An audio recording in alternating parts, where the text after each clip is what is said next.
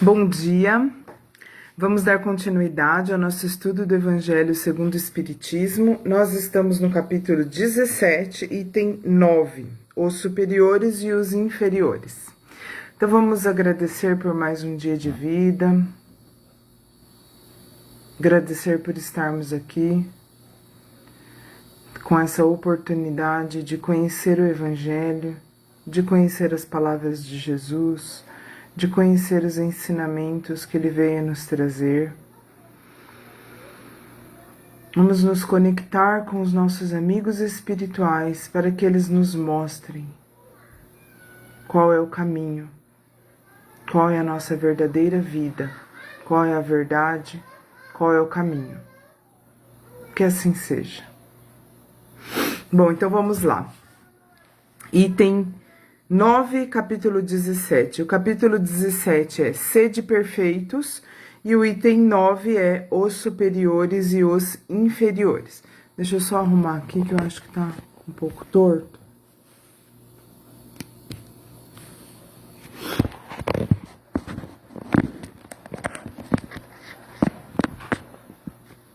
Pronto. Então, começando aqui pelas minhas anotações a respeito desse item, superiores e inferiores, primeiro quero esclarecer que ele está tratando de hierarquia, né? Em diversas situações da nossa vida nós temos hierarquias. Às vezes nós estamos acima de alguém numa determinada hierarquia, às vezes nós estamos abaixo, ou seja, existem autoridades que estão sobre nós ou nós estamos alguém está sob a nossa autoridade. Vamos lá, vamos começar aqui a falar sobre o que está no Evangelho, que isso vai ficar mais claro daqui a pouquinho. Então, a autoridade, assim como a riqueza, é uma delegação da qual terá que prestar contas aquele que dela estiver investido. Então, significa assim que muitas vezes, em geral, nós temos, né, a impressão, nós temos o conceito, nosso conceito de riqueza, nosso conceito de autoridade, de ser chefe, de estar sobre alguém numa determinada hierarquia, é como se fosse a melhor coisa do mundo. Bom mesmo é ser chefe, bom mesmo é ter autoridade. Porém, assim como a riqueza, isso é uma prova. E muitas vezes uma prova muito mais difícil do que o contrário, né? Muitas vezes a riqueza, ela é uma prova mais difícil do que a pobreza. E a autoridade é uma prova mais difícil do que a subordinação. Pode parecer uma coisa estranha isso que nós estamos falando, mas nos episódios anteriores aqui do nosso estudo do Evangelho, nós conversamos bastante sobre isso e então é interessante, se você não pegou essa conversa sobre o fato de a riqueza ser mais difícil, espiritualmente falando, quando a gente olha do ponto de vista espiritual, a riqueza ser uma situação mais difícil e mais complicada do que a pobreza. Dê uma olhada nos nossos estudos anteriores, bem aqui recente, que a gente falou bastante sobre isso, tá? Inclusive, deixa eu ver aqui, foi 2 atrás, quando a gente falou no capítulo anterior, no capítulo 16, quando nós falamos sobre o emprego da riqueza. Aí a gente falou sobre isso, o quanto a riqueza é uma prova mais difícil. E aí agora, falando da autoridade, nós vemos que a situação é a mesma coisa. Por quê?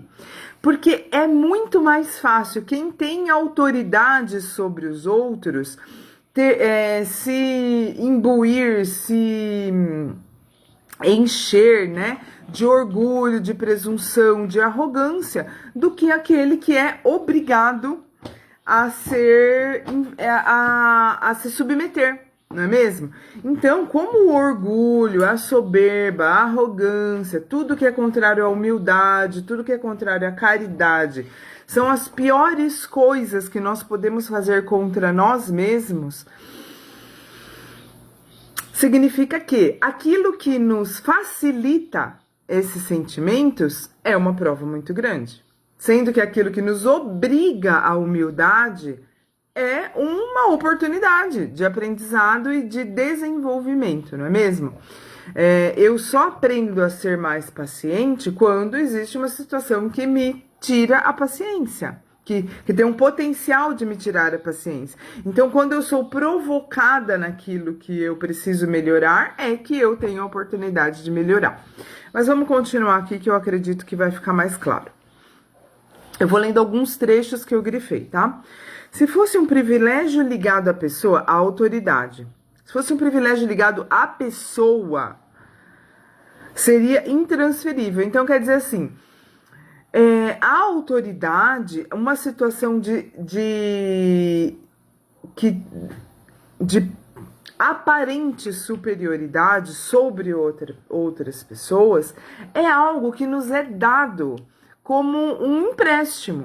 Nesse momento você está chefe, você está superior, você está com determinada autoridade. Você não é isso, você não é superior, você não é chefe, você não é líder, você está. Tanto é que essas posições, muitas vezes, numa mesma encarnação, a pessoa perde. Ela passa de uma situação de superioridade para uma situação em que ela não tem nenhuma autoridade sobre os outros. Isso é muito possível, muito simples, muito visível de acontecer, né? Muito simples, muito possível de acontecer, muito visível aos nossos olhos. E quando não acontece numa mesma encarnação, de a pessoa passar por um momento em que ela tem muita autoridade sobre os outros, para um outro momento em que ela não tem, quando não é na mesma encarnação, de uma encarnação para outra, com certeza. Então, isso significa que isso não é inerente à pessoa, significa que não é algo que é daquela pessoa, é algo que pode ser retirado dela a qualquer momento, e é por isso que diz essa frase aqui: se fosse um privilégio ligado à pessoa, seria intransferível. Então, quando eu estou numa posição de superioridade, hoje eu tô, amanhã pode ter outra pessoa no meu lugar, foi transferida essa autoridade para outra pessoa. Isso significa que não é ligado a mim, não é inerente ao ser, é simplesmente um momento transitório. Ninguém pode dizer que uma coisa lhe pertence quando ela pode ser retirada sem o consentimento. A qualquer momento aquilo pode ser retirado. Deus concede a autoridade a título de missão ou de prova, quando quer, e a retira do mesmo modo, quando quer, né? E aí, então, nós responderemos pela boa ou má orientação que tivemos para com os nossos subordinados. Porque se eu estou numa posição de superioridade em relação àquela situação, né? Não é superioridade que é uma pessoa superior, é um cargo de superioridade, uma posição de autoridade. Eu tenho pessoas abaixo de mim. Se eu tenho pessoas abaixo de mim, eu tenho obrigação de orientar essas pessoas para algo melhor, para que a vida delas seja melhor, para que a situação sobre a qual eu tenho poder se torne melhor, e de orientar, porque quando a gente está numa posição de superioridade, nós somos referências, e a referência mostra que nós temos que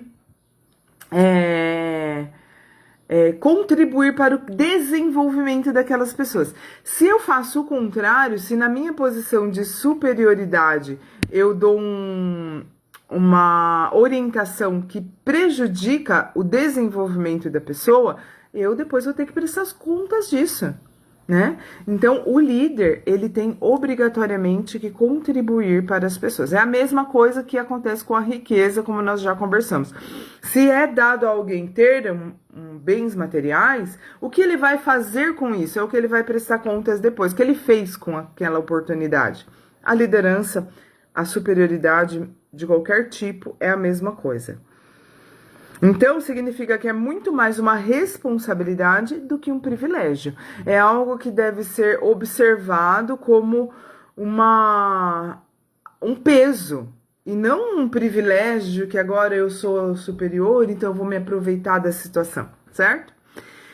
É como se a gente ouvisse o que eu vou ler aqui, um trecho que eu grifei. Te fiz forte e te confiei os fracos. Então, coloquei sob a sua autoridade aqueles que não estavam tão fortes quanto você, para ampará-los e o ajudar a subir até mim. Deus falando, né?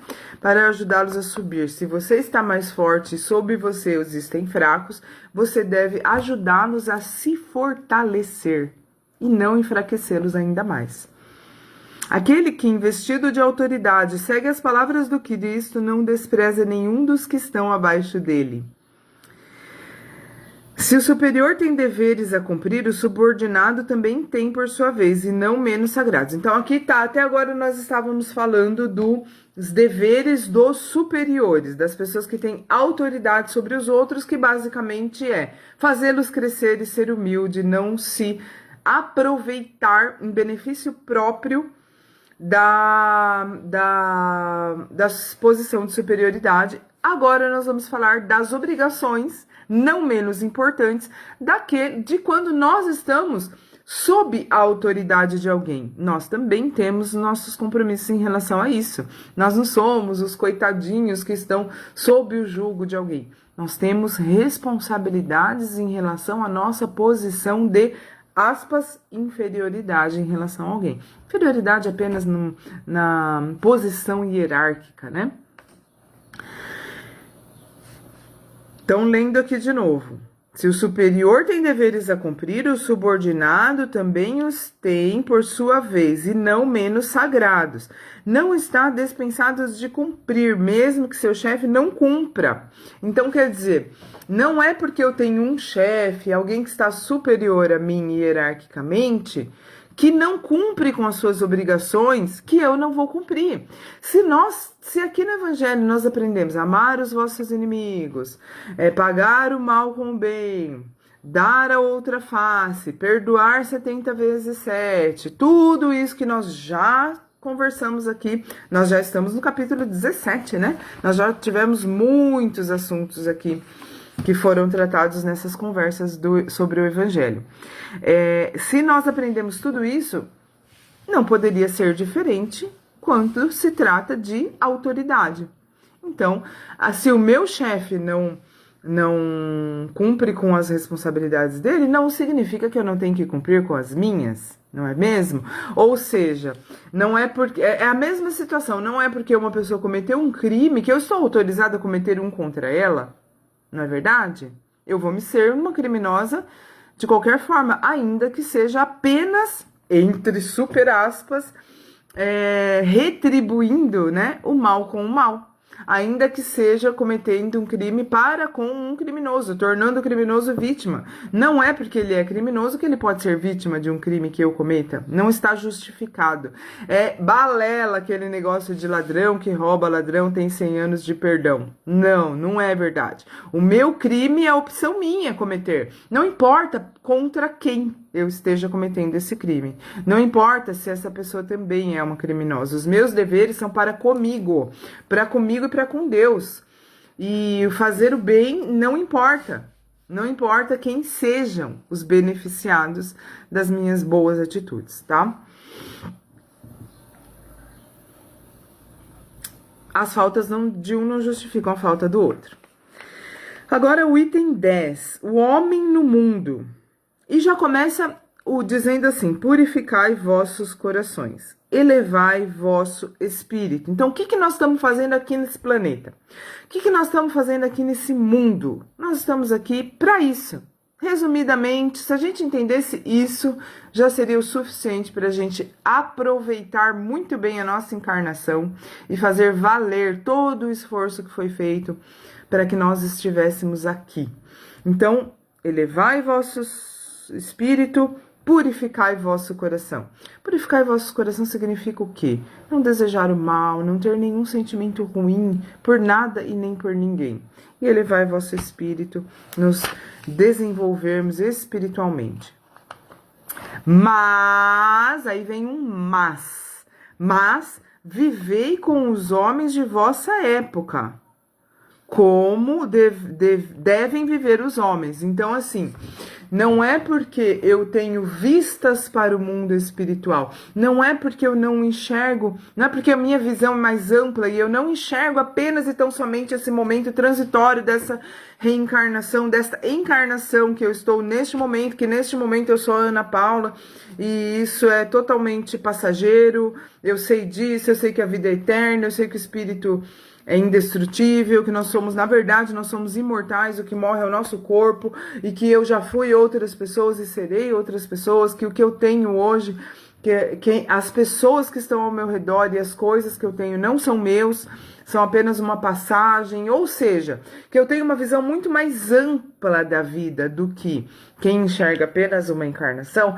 Não é por isso que eu vou desprezar este momento encarnatório, que eu vou desprezar as coisas do mundo, que eu vou maltratar o meu corpo, que eu não vou cuidar das coisas materiais, que eu não vou viver, inclusive, tendo alguns prazeres materiais, porque o problema não é viver de acordo às regras da matéria. Eu tô encarnada, eu tô no corpo, eu preciso viver de acordo às leis materiais, mas a questão não é negar a matéria, a questão é não se entregar, não tornar isso um objetivo de vida, não tornar o benefício das coisas materiais o que rege a minha vida, né? O benefício que eu digo assim, o cuidado para com elas, o que rege a minha vida. Não pode ser dessa forma.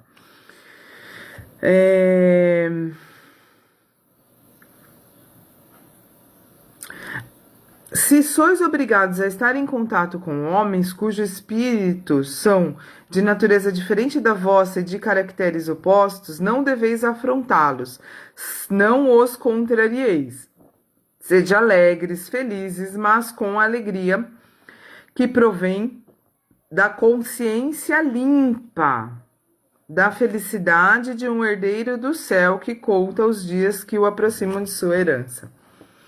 Então, repetindo, né? Não negar a existência no planeta. Não precisamos ser do mundo, estar no mundo sem ser do mundo, né? A virtude não consiste em assumir um aspecto severo e sombrio, em rejeitar os prazeres que vossa condição humana permite. Basta reger todos os vossos atos pela lei do Criador que vos deu a vida. Então, aqui tá falando sede perfeitos, é o nome do capítulo, né, gente? Então, tá nos ensinando a como que é ser perfeito nesse mundo. Como que é ser perfeito, que é entre aspas essa perfeição, porque é a perfeição plena, completa, né? A plenitude, a verdadeira perfeição nós não temos nesse mundo. Mas o que é para nós, encarnados no planeta Terra, nesse momento, ser perfeito? São essas coisas que nós estamos conversando nesse capítulo, que nós já viemos falando anteriormente sobre características da perfeição, o homem de bem, os bons espíritas, parábola do semeador, o dever, a virtude, e agora nós estamos falando sobre hierarquia, é tudo sequência de um mesmo tema que é sede perfeitos. Que é como que é ser perfeito nesse planeta. Então, tá falando sobre como reagir sob a autoridade e quando somos autoridade, como é estar nesse mundo. E o próximo, que o último deste capítulo, é cuidar do corpo e do espírito. Tudo mais ou menos a mesma linha, né? Então, continuando aqui.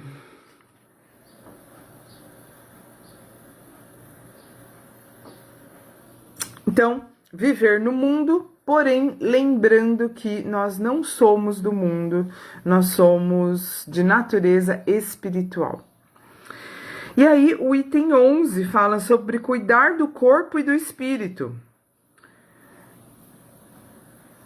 Se nós temos necessidade de cuidar do corpo, que conforme esteja sadio ou doente, influi de maneira muito importante sobre a alma, que é considerada prisioneira da carne. Então, gente, assim, nós não somos o nosso corpo, nós somos espíritos que estão momentaneamente habitando um determinado corpo, que é só um na contagem de reencarnações que nós tivemos ao longo dos milênios. Então, só que é o seguinte, isso não significa que eu vá desprezar o meu corpo. Porque eu preciso dele, afinal eu estou nele, eu vivo nele nesse momento. Então, cuidar do corpo que conforme esteja... se a minha alma é obrigada a habitar este corpo, ela está presa neste corpo, eu preciso cuidar bem dele, porque senão, se além de a prisão já é real. Aí imagina se ainda, além de ser uma prisão, ainda não cuido, então se torna uma prisão suja, uma prisão doente, uma prisão... acaba sendo uma tortura e não apenas uma prisão, certo? Então eu preciso cuidar, nós precisamos cuidar sim do nosso corpo. Nós não temos que idolatrar o nosso corpo, não temos que tornar o cuidado com o corpo nosso objetivo de vida, mas cuidar dele sim, até porque temos que dar uma casa boa, durável, saudável, limpinha, gostosa, para nossa alma viver melhor, para nossa alma habitar melhor esta residência temporária que é esse nosso corpo. Vamos cuidar dele com carinho, não é mesmo? Para que ela vibre, a alma, se movimente e até mesmo conceba as ilusões de liberdade, o corpo deve estar são, disposto e vigoroso. Sereis, por acaso, mais perfeitos se ao martirizar o vosso corpo continuar desegoístas? Porque tem gente que acha que, além de não cuidar bem do corpo, ainda tem que martirizar o corpo. Sofrer propositalmente dores. Gente, isso daí, olha, é coisa... Na minha cabeça, isso não faz o menor sentido. Não dá para imaginar como que alguém pode achar que isso é bom, né? Mas existiu e ainda existem pessoas que acham que nós devemos martirizar nosso corpo, nos machucar, né? Se auto-chibatar, dar chibatadas em si mesmo, né? Mas enfim, vamos ver o que tá dizendo aqui. Serei por acaso... então é o que eu lembrei aqui, o que tá escrito. Quer dizer, se eu machucar o meu corpo, se eu não gostar do meu corpo, se eu não valorizar, se eu não cuidar, se eu não, né, preservar o meu corpo, e eu não fizer isso, eu achar que o sofrimento do corpo vai elevar a minha alma. Então tá, faz de conta que isso é possível. Mas será que não seria necessário também parar de falar mal dos outros, parar de fazer maldade? Então eu me machuco, mas eu faço mal pro outro. É uma coisa meio sem lógica, ó. Sereis por acaso mais perfeitos se ao martirizar vosso corpo continuar desegoístas, orgulhosos e sem caridade para com o vosso próximo? O que adianta, né? Além de ser um absurdo não ser necessário, não adiantaria nada. Como que você pode achar que martirizar o seu corpo é mais importante do que se tornar uma pessoa melhor, né? Então é isso. Por hoje, por hoje, assim, no capítulo 17, paramos por aqui. Vamos fazer ainda hoje um capítulo 18. Até daqui a pouco. Vamos fazer a prece final, né? Agradecendo pela oportunidade de aprendizado, que nós possamos encontrar as respostas em todos os momentos dos nossos dias para que possamos nos aperfeiçoar dentro das nossas possibilidades. Que assim seja.